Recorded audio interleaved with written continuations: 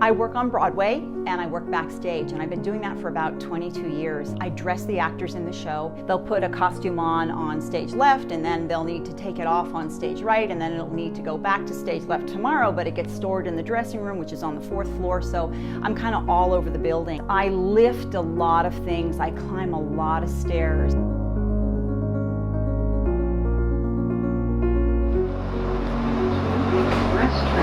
The next stop is Times Square. I'm constantly doing something. I get up in the morning, I go swimming, I go to yoga, I walk to work a half an hour, I climb the stairs at work, I walk back home from work, I do my grocery shopping. I never stopped until I got injured. And then everything stopped. I went for 9 months laying on my back.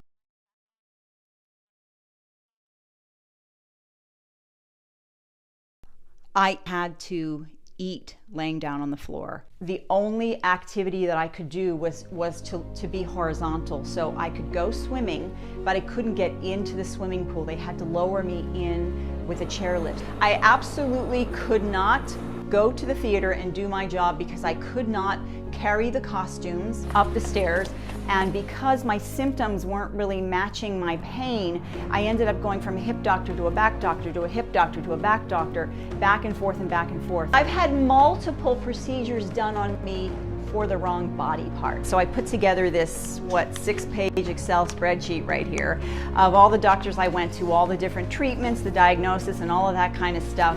Dr. Amoroso was the first one to go, it is this disc, I can see it right here. In the MRI, you could actually see swelling and edema in this sacral nerve root, which corresponds anatomically to where her pain was. It was amazing that he was able to pinpoint by looking right at that spot on the MRI. Because the disc wasn't like hugely bulging onto the nerve, a lot of the doctors didn't think that it was a nerve problem because the nerve wasn't touching there. The mechanism of her pain was essentially because of the tear in her disc. And Dr. Amoroso said to me, conventional medicine would have given you a fusion surgery.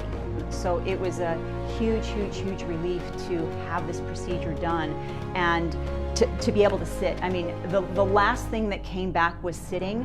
And the time frame is typically, when we use concentrated platelets, we look for results somewhere between 4 to 6 weeks. 3 weeks after the procedure that I started to go back to work part-time.